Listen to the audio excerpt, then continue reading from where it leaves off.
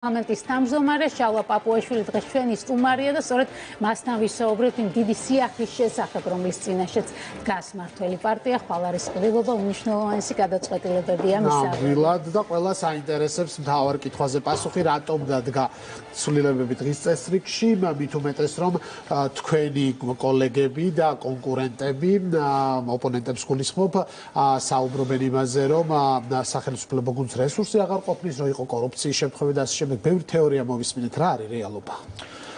მოგესალმებით, მისმალმებით ჩვენს ტელემაყურებელს, მადლობა მოწვევისთვის. ხვალ მართლაც მნიშვნელოვანი დღე არის როგორც ქართული ოცნებისთვის, ისევე ჩვენი სახელმწიფოსთვის და საზოგადოებისთვის და ამიტომ რა თქმა უნდა ამ საკითხებზე მსჯელობაც არის მნიშვნელოვანი.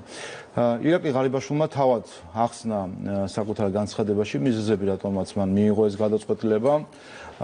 მათ შორის იმ შედეგებისთან დაკავშირებით, რომელიც ამ 3 წლის განმავლობაში სწორედ ირაკლი ღარიბაშვილის პრემიერ-მინისტრობის მინისტრობით ჰქონდა საქართველოს და ახლა მისი შეფასებითაც არის ეტაპი, როდესაც გარკვეული როტაცია იქნებოდა მნიშვნელოვანი იმ მათ შორის იმ მიზეზის გამო, რომ წინ გვაქვს ძალიან მნიშვნელოვანი არჩევნები და საჭირო არის უფრო სხვანაირი გადანაწილება შიდა პარტიული რესურსებისა.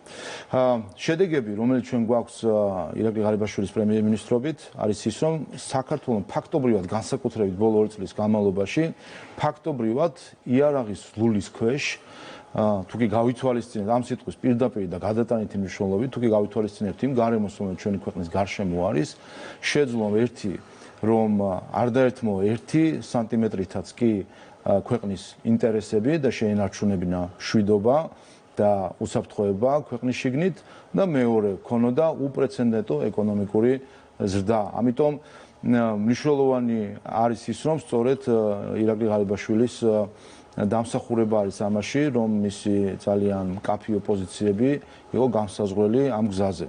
მეორე მხრივ საუბარი არის და ხვალ იქნება რა თქმა უნდა პოლიტსაბჭო და იქ ამაზე მსჯელობა ირაკლი კობახიძეზე როგორც პრემიერ-მინისტრობის კანდიდატზე და იმაზე თუ რა შეიძლება მან მოუტანოს პრემიერ-მინისტრობით ახალი როგორც ჩვენ გუნდს, ისე მთლიანად საქართველოს. აქ ჩაგეკითხებით თქვენ გავუსვით ხაზი იმ ფაქტის მნიშვნელობას, რომ ირაკლი კობახიძე მოდის პარლამენტის წიაღიდან. ეს რა ახალ შესაძლებლობებს იძლევა, მათ შორის ოპოზიციისთვისაც არის გარკვეული შესაძლებლობა, რას გულისხმობთ უფრო ზუსტად ამაში? ხო, ფიქრობ, რამდენიმე მიმართულებით იქნება სიახლე და მნიშვნელოვანი როგორც დემოკრატიული, ისე პოლიტიკური წინსვლა ჩვენი ქვეყნისთვის. დემოკრატიული იმ მხრივ, რომ მართლაც პირველად საპარლამენტო რესპუბლიკის ფორმატში პარლამენტის წიაღიდან იქნება პრემიერ-მინისტრი და ზოგადად ამას დიდი მნიშვნელობა აქვს სწორედ განსაკუთრებით ახალი დინამიკის შემოტანაში პარლამენტსა და მთავრობას შორის ურთიერთობაში.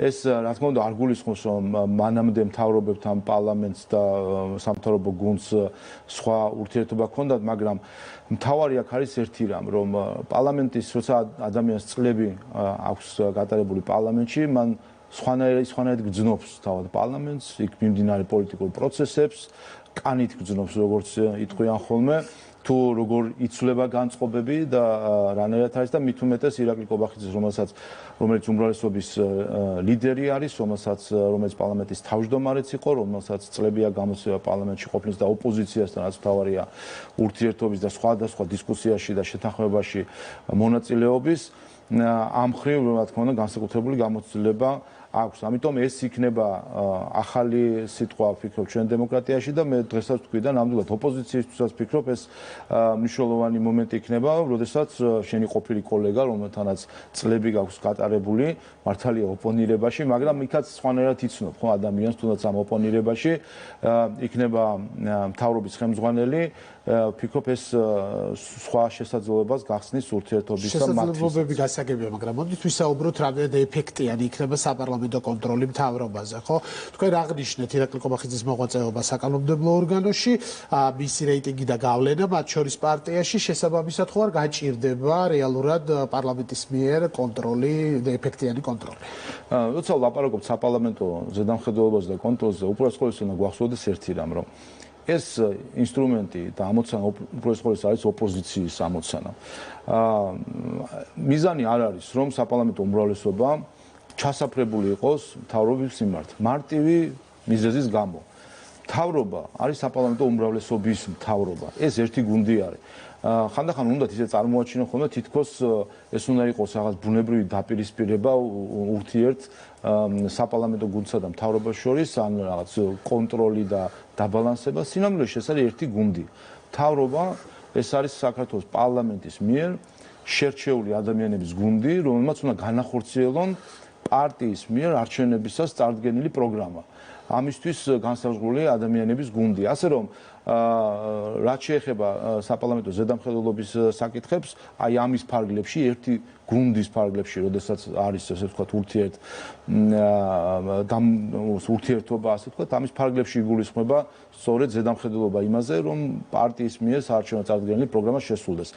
ინსტრუმენტები უპირველეს ყოვლისა ოპოზიციის ხელშია და სხვა შორის აქაც მინდა სტატისტიკა გითხრათ, ძალიან საინტერესო. თუ კი შევხედა, რომ რამდენად ხომ არის ხოლმე ასე ვთქვათ ხანდახან ოპოზიციის მხრიდან დაჩივლება, რომ თითქოს არ ეძლევა შესაძლებლობა გამოიყენონ ესათვის ინსტრუმენტი. თუ კი შევხედავთ სტატისტიკას და ჩვენ ახლა ვაჯამებთ უკვე წინა წლის სტატისტიკას, სულ 3-ჯერ გამოიყენა ოპოზიციამ მთავრობის წარმომადგენლის ან ანგარიშვალდებული ორგანოს კომიტეტზე დაბარების შესაძლებლობა. სულ 3-ჯერ გამოიყენა. ინტერპელაციების გამოყენებაც არ იყო ხშირი. დობი ჯგუფი არსებობს პარლამენტში, რომელიც უსაფრთხოების საკითხებთან დაკავშირებით განიხილავს ამ თუ იმ საკითხებს და მასში ოპოზიციას ნაციონალურ მოძრაობა არის წარმოდგენილი. 46 სხდომიდან დობის ჯგუფის მხოლოდ 2-ს დაესწრო ნაციონალურ მოძრაობის წარმომადგენელი ამ დობის ჯგუფში. ესეც აჩვენებს, რომ მათ სინამდვილეში სალაპარაკოთ უნდათ, მაგრამ ინტერესი ამის მიმართ არ აქვს. რაც შეეხება რომ დაუბრუნდე საკითხს მათ შორის ირაკლი კობახიძის კანდიდატურასთან დაკავშირებით, დღესაც ვისმედი ოპოზიციის მხრიდან, სხვა შორის ამაზე ალბათ საყოველთაო ეროვნული კონსენსუსი არსებობს, რაც შეეხება ირაკლი კობახიძის კონსტიტუციონალისტობას და მის იურიდიულ ცოდნას. მაგრამ და მათ შორის კონსტიტუციის დაწერასთან ამას უკავშირდება. სინამდვილეში კონსტიტუციის დაწერას არა იმდენად იურისტობა ჭირდება, რამდენადაც ჭირდება ღრმა და ყოვლისმომცველი ხედვა სისტემის. და ეს არის უპირველეს ყოვლისა, რაც გამოარჩევს ირაკლი კობახიძეს. მას შეუძლია დაინახოს დიდი სურათი, მას შეუძლია დასახოს გრძელვადიანი მიზნები და ასე იმოძრაოს თვითონაც და ასევე დაგეგმოს, ასე ვთქვათ, გუნდის საქმიანობა. და სხვათა შორის ასევე როცა საუბარი იყო დღეს ოპოზიციის წარმომადგენლების კომენტარი მაინტერესებდა განსაკუთრებით, თუ რამდენად აქვს გამოცდილება მართვის. ეს თავად აჩვენებს, რომ ოპოზიციას წარმოადგენლაც კი არ აქვს, რაც ნიშნავს პარტიის მართვა და განსაკუთრებით სახელმწიფო პარტიის მართვა. ეს არის თანაზომადი იმ საქმიანობისა, რასაც პრემიერ-მინისტრი ეწევა. როდესაც ხარ მართველი პარტიის თავმჯდომარე, პარტიისა, სადაც 40,000-ზე მეტი წევრი არის, რომელსაც აქვს რაიონული სტრუქტურები, რომელშიც მათ შორის საპარლამენტო თუ სამთავრობო პოლიტიკური თანამდებობის პირები არიან გაწევრიანებული და ამის მართვა იქ ჰარმონიული ურთიერთობების უზრუნველყოფა, ეს ისეთი ამოცანა არის, რომელიც ადვილად განსახორციელებელი არ არის. ამიტომ თუ კი რამე აქვს ირაკლი კობახიძეს, უპირველეს ყოვლისა ეს არის მართვის გამოცდილება. იურისპრუდენცია, ეს ცოდნა ყველაფერი საბოლოო ჯამში ეხმარება მას სწორედ აი ამ პერიოდის განმავლობაში, რომ სწორედ და ეფექტიანად ემართა ის პოლიტიკური გუნდი, რომელიც წლები არის უკვე ხელისუფლებაში. ირაკლი კობახიძემ უნდა დააკომპლექტოს მთავრობის ახალი შემადგენლობა, ხო საკუთარი სამთავრობო გუნდი. აქ ხა ბევრი გვარი დასახელდა სავარაუდო კანდიდატები დეპუტატებისა, რომლებიც გადაინაცვლებენ მინისტრთა კაბინეტში. შეგვიძლია თუ არა ამ თემაზე დღეს საუბარი, რაიმე მინიშნება მაინც სფეროებზე, მაინც თუ შეგვიძლია ვისაუბროთ, აი დაახლოებით რა მიმართულებით იქნება ცვლილებები მინისტრთა კაბინეტში.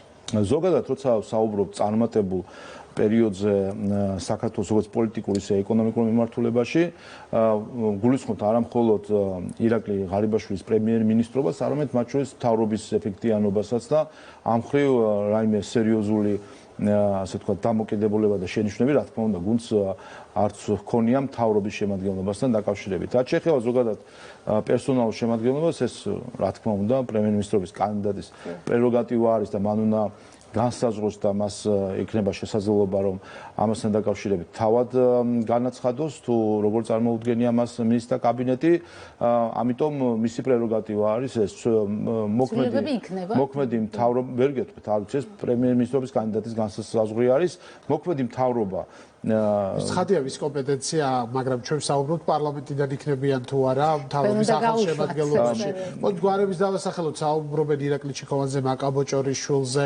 რამდენიმე დეპუტატზე, რომლებიც მათ შესაძლოა გადაინაცვლონ მთავრობაში. ზოგადად ამბავს ადასტურებთ? უყურეთ, ზოგადად აი რა კარგია, რომ ოპოზიციაც კი ამაზე საუბრობს, იმიტომ რომ ისინი ხედავენ მათ შორის რომ საპარლამენტო გუნდი იმდენად ძლიერია და იმდენად ბევრი არის საპარლამენტო გუნდში ადამიანი, რომელსაც შეუძლია არა მხოლოდ საპარლამენტო საქმიანობაში იყოს გამორჩეული, არამედ თავად, როდესაც ვისმენთ ოპოზიციური მედიის თუ ოპოზიციონერების შეფასებას, ანუ ისინიც ხომ ამით აჩვენებენ, რომ ეს ადამიანები წარმოუდგენიათ მათ შორის აღმასრულებელი ხელისუფლების ეფექტიან განმახორციელებლად.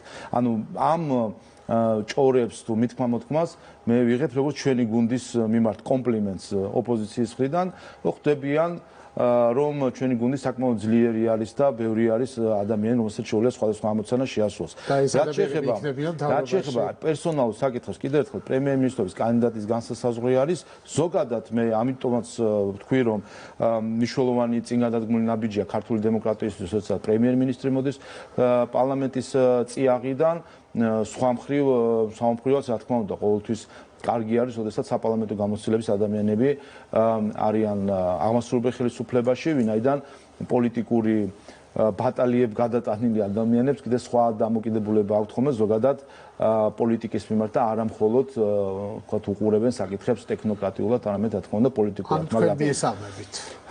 კიდევ ერთხელ მოქმედი მთავრობა, როცა ვსაუბრობთ ჩვენ ირაკლი ღარიბაშვილის წარმატებულ სამწლიან პერიოდზე, ჩვენ ვსაუბრობთ ამავე დროს მოქმედი მთავრობის წარმატებულ საქმიანობას. ეს რა თქმა უნდა ერთი ადამიანი ამას ვერ შეძლებდა და კიდევ ერთხელ ჩვენი მიღწევები არის ძალიან ფართო სპექტრის, როგორც საგარეო პოლიტიკური მიმართულებით, ისე ეკონომიკური მიმართულებით, სოციალური მიმართულებით და თავისთავად მოქმედ მთავრობას აქვს ამაში დიდი წვლილი თავისი დამსახურებისა. აქ არის სხვა საკითხი უფრო, როდესაც პრემიერ-მინისტრობის კანდიდატს უნდა ჰქონდეს შესაძლებლობა საკუთარი ხედვიდან გამომდინარე იფიქროს როგორი იყოს შემადგენლობა მთავრობის. ამიტომ ამაზე რაიმე კონკრეტული თქმა ახლა შეუძლებელი არის თავად პრემიერ-მინისტრობის კანდიდატი. ვისაუბროთ სამთავრობო პროგრამასთან დაკავშირებულ მოლოდინზე, ახაც ცხადია ჩვენთვის, რომ რაიმე რადიკალური ცვლილება არ იქნება, დეტალებზე კი უკვე კომიტეტების ფორმატში იქნება მსჯელობა და განხილვა, მაგრამ აი პრიორიტეტების მხრივ რაიმე მნიშვნელოვანი ცვლილების მოლოდინი თუ გაქვთ, ან როგორ გადანაწილდება ახალი პრიორიტეტები, რა ხედვა ამ მმართველობაში? უბრალოდ ყოვლისა, აქაც უნდა შევხედოთ ამ მთლიან პოლიტიკურ პროცესს. ჩვენ სულ ახლა დავამტკიცეთ 2024 წლის ბიუჯეტი და 2024 წლის აქტივობებიც აი ამ ბიუჯეტში შეიძლება ამოიკითხოს ადამიანმა, ხომ? ანუ პრიორიტეტები მთლიანად გუნდმა, როგორც სამთავრობო, ისე საპარლამენტომ განსაზღვრეთ 2024 წლისთვის და რა თქმა უნდა, ძირითადად მათ შორის ახალი პრემიერ-მინისტრი სწორედ ამ ფარგლებში იმოქმედებს. ამიტომ ვინაიდან ეხლა ჩვენ გვექნება მსჯელობა, როდესაც იქნება წარმოდგენილი ახალი მთავრობა, იქნება ასევე სამთავრობო პროგრამა წარმოდგენილი, რა თქმა უნდა, ეს ძირითადად შეეხება 2024 წელს, ვინაიდან უკვე წლის ბოლოს გვაქვს არჩევნები და ამის შემდეგ უკვე 4 წლიან პროგრამაზე გვექნება მსჯელობა. ტექნიკურად რო დავაზუსტოთ, ესე იგი მომავალი კვირის ბოლოს თქვენ მიგაჩნიათ, რომ ეს პროცესი დასრულებული იქნება. კი, პროცედურასაც შეეხება მოკლედ მათ შორის საზოგადოებასაც რომ აუხსნათ, ვინაიდან ამაზე სხვადასხვა მithმა-მოთქმა არის. პარლამენტში წარმოდგენილი იქნება პრემიერ-მინისტრობის კანდიდატი და ასევე უკვე შემდეგ პრემიერ-მინისტრის კანდიდატი წარმოადგენს სამთავრობო გუნდს და პროგრამას. გვექნება ბიურო, დიდი ალბათობით პარასკევს იქნება უკვე პარლამენტის ბიურო. ყოველ შემთხვევაში, როცა წარმოდგება ამის შემდეგ იქნება პარლამენტის ბიურო და მომავალ კვირას რამდენიმე დღე დაჭირდება საკომიტეტო მოსმენებს, შემდეგ ოპოზიციის და უმრავლესობის ფორმატში მოსმენებს და შემდეგ პლენარულ სხდომაზე განხილვას. და ვფიქრობ, რომ მომავალი კვირის ბოლოსთვის ჩვენ უკვე გვექნება პლენარულ სხდომაზე განხილვა და შესაბამისად კენჭისყრა და შესაბამისად ახალი მთავრობა. საარჩევნო წელია და ყველა პოლიტიკურ მოვლენას ჩვენ განვიხილავთ ამ წინა საარჩევნო მოლოდინების ჭრილში. მოდით ამაზე ვისაუბროთ, ოპოზიციის მდგომარეობაზე, ზოგადად წინა საარჩევნო გარემოზე ეს ცვლილება რა გავლენას მოახდენს, როგორ გადანაწილდება, ასე ვთქვათ, საარჩევნო როლები მმართველ გუნდში, იმიტომ ყოფილი პრემიერი პარტიის თავმჯდომარე გახდებათ, აქ თუ იქნება რაიმე, ასე ვთქვათ, დალაგებული ვის რა ფუნქცია დაეკისრება უკვე წინა საარჩევნო რეჟიმში. ზოგადად საარჩევნო პერიოდი ქართული ოცნება ყოველთვის გამსაარჩევნო საარჩევნო პერიოდში ყოველთვის ძლიერი იყო როგორც სტრუქტურულად, ისე იდეების მხრივ. ყველა შევახსენოთ, რომ ჩვენ ვიყავით ერთადერთი პარტია 2020 წელს, რომელსაც მთავარი საარჩევნო დაპირება და მიზანი ჰქონდა ევროკავშირში წევრობის განაცხადის გაკეთება 2024 წელს. ახლა ვართ 2024 წელსში და არათუ განაცხადება გაკეთებული კანდიდატის სტატუსი გვაქვს მიღებული და ჩვენ ვიყავით ერთადერთი პარტია და ეს კიდევ ერთხელ აჩვენებს, რომ ჩვენ უფრო გრძელვადიან ხედვებზე ვართ ხოლმე ორიენტირებული და ვთავაზობ ჩვენ საზოგადოებას მეც სიახლეს ვიდრე შეუძლია ხოლმე ოპოზიციას. რა თქმა უნდა, მე ერთადერთი რაც მაშინებს ზოგადად წელს არის ის, რომ ხედავთ, რომ ოპოზიცია უკვე თლიანად ჩაჯდა რადიკალურ კალაპოტში, მათ შორის იმით, რომ აი გუშინ წინ იყო ხომ შეხვედრა პარლამენტში სამუშაო ფორმატში 9 პუნქტთან დაკავშირებით და ვნახეთ პირველი მერცხალი ლელო, რომელმაც ბოიკოტი გამოუცხადა პარლამენტს და დემოკრატიულ პროცესებს. დღეს ევროკავშირის საელჩოში იყო შეხვედრა პარტიულ ფორმატში, მრავალპარტიულ ფორმატში და ნაციონალურ მოძრაობის წარმომადგენელი გამოვიდა რა ამ შეხვედრიდან, განაცხადა და ალბათ იქ შიგნითაც იგივე თქვა, რომ ნაციონალურ მოძრაობის ხედვა არის, რომ ჯერ უნდა ხელისუფლება შეცვალონ 2024 წლის არჩევნებზე და შემდეგ იმუშაონ ამ საკითხებზე. ანუ თქვენი პროგნოზი რა არის, რომ ეს პარტიები საბოლოოდ გამოეთიშებიან ამ პროცესთან და ამ მუშაობას? ჩანს უკვე მათ ქცევაში, ასე ვთქვათ, რომ არ არიან მოწადინებული. და ლელო თუ კიდევ სხვაც. ნუ ეხლა საერთო ჯამში არსებობს მხოლოდ ნაცმოძრაობა და მის ქვეშ არსებული პარტიები, ვინაიდან ნაციონალურ მოძრაობა არის ის, ვისაც აქვს ფინანსური რესურსები, მედია რესურსები, შესაბამისად თავმოყრილი არიან მის გარშემო ოპოზიციური პარტიები. ერთ-ორ გამონაკლისს არ გულისხმობ, მაგრამ ისინი ამით სამწუხაროდ ოპოზიციის ფლანგზეც კი ვერ ქმნიან არათუ ქართულ პოლიტიკაში. ამიტომ რადიკალიზაცია მოსალოდნელი არის, იგივე სცენარიც მათ შორისაც 2020 წელს ჰქონდა, ვინაიდან არჩევნების შედეგების ბოიკოტი, ეს არის ჩვეულებრივი წესი ნაციონალურ მოძრაობის 2012 წელს, როდესაც მათ წააგეს, გახსოვთ მაშინ მიხეილ სააკაშვილის პირველი განცხადება, ის არ აღიარებდა შედეგებს და შემდეგ დაელაპარაკდნენ როგორც ჩანს მას იმ ქვეყნებიდან, რომელსაც ის ანგარიშს უწევს და საქართველოს მოსახლეობას არ უწევს ხოლმე ანგარიშს, აუხსნეს სიტუაცია და შემდეგ აღიარა. 2016 წელს თუ გახსოვთ ასევე ნაციონალურ მოძრაობა არ აპირებდა პარლამენტში შესვლას, ბოლოს შევიდნენ 2020 წელსაც ბოიკოტს უცხადებდა შედეგებს, ასე რომ არ მგონია 2024 წელი იყოს გამონაკლისი, ამიტომ ფიქრობ, რომ გამეორდება იგივე სცენარი და ამისთვის ემზადება ახლა ნაციონალურ მოძრაობა და მისი ფლანგები, რომ შეამზადონ საბაბები იმისთვის, რომ შემდეგ ბოიკოტი გამოუცხადონ შედეგებს. დაუბრუნდები მინისტრთა კაბინეტის ცვლილების საკითხს, ასევე გავრცელდა ინფორმაცია იმის თაობაზე, რომ მამუკა მდინარეძემ შეიძლება სამთავრობო გუნდში გადაინაცვლოს. შეგვიძლია ამ თემაზე ვისაუბროთ? არა, იმიტომ რომ არა შეგვიძლია ვისაუბროთ, მაგრამ არ გადაინაცვლოს.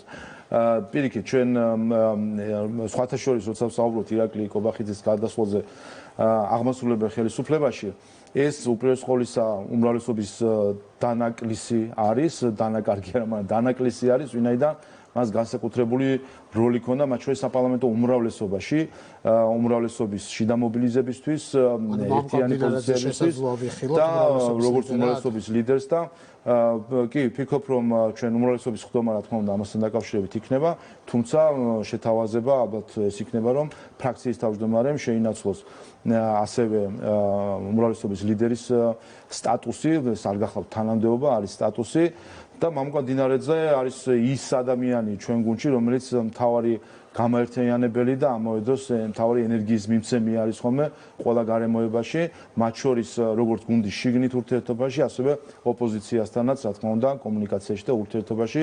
ფიქრობ, რომ ის ძალიან კარგად და ორგანულად გაუძღვება უმრავლესობის ლიდერობის პოზიციას. პროცესები, როდესაც თქვენ ამბობთ, რომ ეს პარტიები წავლენ რადიკალიზაციის კუთხით, პროცესები პარლამენტიდან ქუჩაში გადაინაცვლებს, აი რა მოლოდინი გაქვთ? გასაგებია, რომ ზოგადად ოპოზიცია ემზადება არა არჩევნებისთვის, არამედ არჩევნების მეორე დღისთვის, რომ პროტესტი დაიწყოს, მაგრამ სანამ არჩევნები იქნება და სანამ საარჩევნო შედეგი დადგება, როგორ ფიქრობთ, ეს პარტიები დაადგებიან ძველ გზას, რომელიც გულისხმობს პარლამენტის წინა პროტესტის მოწყობას, თუ კვლავ განაგრძობენ საკანონმდებლო ორგანოში საქმიანობას?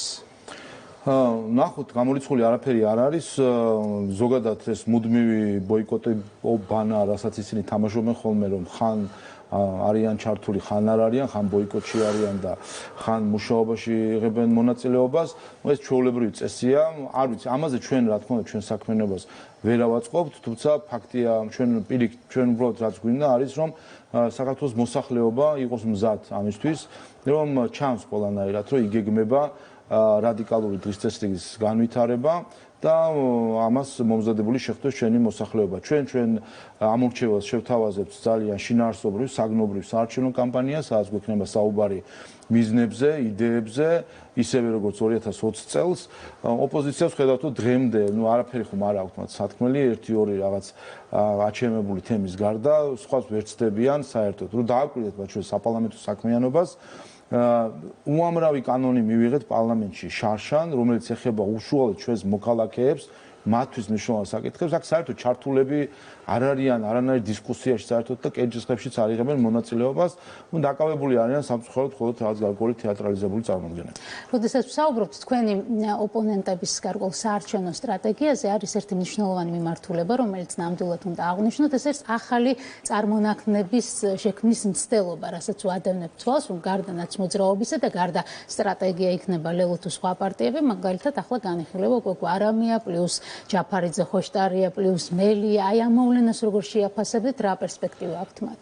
ესეც არის საერთო ჯამში თქვი ამას წინაც რომ უკვე კინოც აღარ არის, ტელესერიალი არის ბრაზილიური ან რომელიმე სხვა, რომლის დაახლოებით სცენარი უკვე წინასწარ ვიცით. ანუ მიდის ერთი გაკვალული გზით, ეს არის რომ რაღაც დაიდგმება დრამატული სცენა, როგორ გაემიჯნა 1-2 ადამიანი ნაციონალურ მოძრაობას, იწყებენ შემდეგ კრიტიკას ნაციონალურ მოძრაობის და ჩვეულებრივი კიდევ ერთხელ ასე ვთქვათ მიმიკრია იმისთვის რომ წარმოაჩინონ თავისთავად თითქოს არიან არანაციონალურ მოძრაობა და ბოლოს ეს თავდება happy end-ით ყოველთვის, კვლავ ერთიანდება ნაციონალურ მოძრაობა და ის მუდმივი ასე ვთქვათ პოლიტიკური სიყვარული რომელიც ამ ადამიანის შორის არსებობს იმარჯვებს ხოლმე. ამ გაერთიანებას არჩევნებამდელი თუ არჩევნების შემდეგ. ბოლოს ეს happy end-ი ვნახეთ გიორგი ვაშაძის შემთხვევაში, ადამიანი რომელიც ასე დაცილდა, გაემიჯნა, აკრიტიკებდა, თავს ესხმოდა, რომ საბოლოო ჯამში როგორ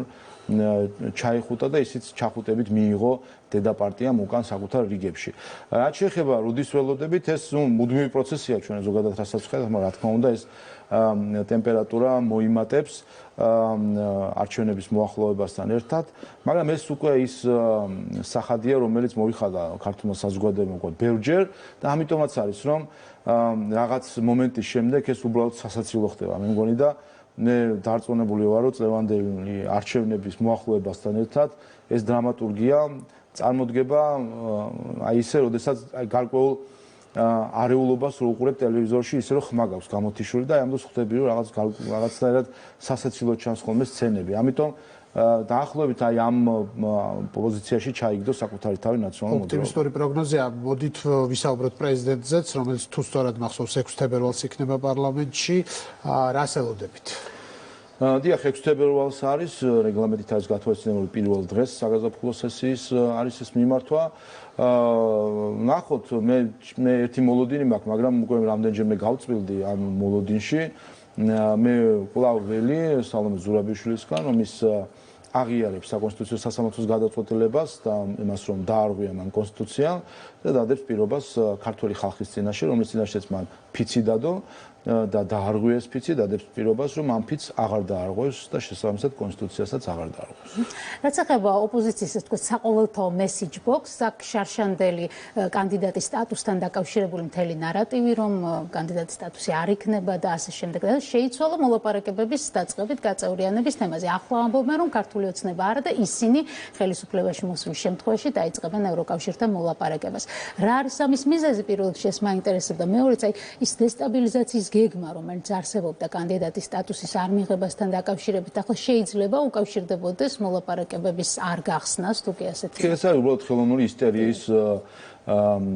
ისტერიის მოწყობის რაღაც სურვილი, რაც ჰქონდა კანდიდატის სტატუსთან დაკავშირებით, ახლა გადმოიტანო სხვა თემებზე, მაგრამ არ გამოვათ, იმიტომ რომ მთავარი პოლიტიკური გადაწყვეტილება მიღებულია კანდიდატის სტატუსთან დაკავშირებით. რაც შეეხება მოლაპარაკებებს, ასეთი გადაწყვეტილება წევრობამდე დაახლოებით 70 ასეთი მოლაპარაკებების დაწყება და დახურვა იქნება საქართველოსთან მიმართებით. იმიტომ რომ მოლაპარაკების პროცესი გულისხმობს რამდენიმე თავი არის 35 მიმართულება არის ასე ვთქვათ როგორც მაგალითად ვაჭრობის მიმართულებით, ფინანსების მიმართულებით, გარემოს დაცვის მიმართულებით ასე შემდეგ და ყოველ საკითხთან დაკავშირებით არის პროცედურა მოლაპარაკების გახსნის, რომელიც კონსენსუსით უნდა მიიღოს 27 ქვეყანამ და როდესაც ყველა პირობები დაკმაყოფილდება კანონმდებლობა და ასე შემდეგ მოვა შესაბამისობაში ევროპულ კანონმდებლობასთან, შემდეგ კვლავ 27 ქვეყანა კონსენსუსით იღებს გადაწყვეტილებას ამ თავზე მოლაპარაკების დასრულების შესახებ და ასე ყოველ ჯერზე 70-მდე ასეთი გადაწყვეტილება იქნება. ასე თუ აპირებენ რომ 70 ასეთი ისტერია მოაწყო, ნუ არ მგონი არ გონია თვითონაც ეს თემა პროტესტის საბაბად ვეღარ გამოდგება. ვერა, რა თქმა უნდა, ვინაიდან ეს არ არის იმ წონის გადაწყვეტილება, როგორც არის კანდიდატის სტატუსი, ორი მთავარი პოლიტიკური გადაწყვეტილება არის ევროკავშირში წევრობის გზაზე. პირველი ეს არის კანდიდატის სტატუსი, რომელიც ჩვენ მივიღეთ ეს პოლიტიკური გადაწყვეტილება, მეორე იგივე წონის პოლიტიკური გადაწყვეტილება იქნება წევრობასთან დაკავშირებით მიღებული გადაწყვეტილება. და ჩვენ საუბრის ბოლოს რომ შევეხოთ თავად 9 პუნქტსაც ამ რეკომენდაციებსაც, იქ არის განსაკუთრებით 2, მეორე და მესამე პუნქტი, რომლის შესრულებაც 100% თქვენ ამბობთ, რომ პრინციპში არ გამოვა. ეს არის დეპოლარიზაციის საკითხი და საგარეო პოლიტიკის სრული თანხმედრა ევროკავშირის გადაწყვეტილებებთან. ხო, აი მოკლედ რომ აგვიხსნათ ეს მიზეზები, რატომ არც არის მიზანშეწონილი. კი ბატონო, ერთს დავამატებდი მოლაპარაკებების გახსნასთან დაკავშირებით საინტერესოა ჩვენ მოქალაქეებს კიდევ ერთხელ მინდა შევახსენო, რომ ჩვენთვის პირველი არის შემთხვევა, როდესაც უკრაინასთან, მოლდოვასთან მოლაპარაკებები დაწყებული იყო და ჩვენთან ჯერ არ იყო. მაგალითად, ასოცირების შეთანხმებაზე ევროკავშირმა უკრაინასთან და მოლდოვასთან 3 წლით ადრე დაიწყო ჩვენთან უკრაინასთან მოლაპარაკება და მოლდოვასთან და ჩვენთან 3 წლით გვიან. ვიზა ლიბერალიზაციასაც დაიწყო ჩვენთან 3 წლით გვიან, ვიდრე უკრაინასთან და მოლდოვასთან. რა მოხდა შემდეგ? ჩვენ უფრო ადრე მოვაწერეთ ხელი ასოცირების შეთანხმებას და უკრაინასთან ერთად მივიღეთ, უბრალოდ უკრაინასთან ერთად მოვაწერეთ ბოლოს ასოცირების შეთანხმება და 6 თვე ველოდებოდით უკრაინას ვიზა ლიბერალიზაციისთვის, რომ მას შეესრულებინათ გარკვეული ვალდებულებები და ერთად მივიღეთ იქაც ვიზა ლიბერალიზაცია. ანუ გაუსწარით ამ პროცესში. ამიტომ ჩვენ სინამდვილეში ამ პროცესში უკვე ვართ ასოცირების შეთანხმებით, ჰარმონიზაციით კანონმდებლობით, ჩვენ საქმეს ვაკეთებთ, როცა დაიწყება მოლაპარაკება, შემდეგ მთავარი რომ ეს მალე დასრულდეს. ანუ მნიშვნელოვანი არა ის, როდის დაიწყება მოლაპარაკება. მნიშვნელოვანია ის, რომ მალე დასრულდეს შენეს ეს მოლაპარაკები და აქ საქართველოს უფრო წარმატებულია. რაც შეეხება ამ ორ საკითხს, დეპოლარიზაციას, ნუ რა ვიცი, როგორ უნდა მოხერხდეს, არა ეს ჩვენი პრობლემა რა არის, რომ ხშირად უნდა წარმოადგინონ, რომ საქართველოში არის პოლარიზაცია, არის პრობლემა. სინამდვილეში პოლარიზაცია ეს არის ნაწილი თანამედროვე პოლიტიკისა. და ზოგადად პოლიტიკისა ეს კონკურენციის ნაწილია, რომ პოლიტიკური ჯგუფები ერთმანეთს არ ეთანხმებიან. პრობლემა პოლარიზაცია ხდება მაშინ, როდესაც ხელისუფლება არის გადაწყვეტილება უნარო ხდება ამის შედეგად. მაგალითად, აი დღეს ვაკვირდებით ამერიკის შეერთებულ შტატებში, როგორ უჭირს კონგრესს გადაწყვეტილების მიღება უკრაინის დახმარებასთან დაკავშირებით, იმიტომ რომ იქ რესპუბლიკელები და დემოკრატები ვერ თანხმდებიან. აი ეს არის პოლარიზაციის ცუდი შედეგი, იმიტომ რომ აღარ ეფექტური ვეღარ არის ასე თუ ის ორგანო და გადაწყვეტილებას ვერ იღებს. საქართველოში ეს პრობლემა არ არის სინამდვილეში. ჩვენთან პრობლემა არის რადიკალიზაცია, როდესაც ცდილობენ გარკვეული პოლიტიკური ჯგუფები რადიკალური მეთოდებით მიაღწიონ პოლიტიკურ შედეგს და ამ პრობლემას სჭირდება სინამდვილეში აღმოფხვრა და არა დეპოლარიზაციას. დეპოლარიზაციის აღმოფხვრა ნიშნავს რომ პლურალიზმი გვინდა რომ გავაუქმოთ. მადლობა პარლამენტის თავმჯდომარე შალვა პაპუაშვილი იყო ჩვენი სტუმარი. მადლობა ინტერვიუსთვის. მადლობა. ახლა კი სტუდიაში უნდა მოვიწვიოთ რამაზ საყვარელიძე, რომელთან ერთადაც ვისაუბრებთ და შევაჯამებთ მიმდინარე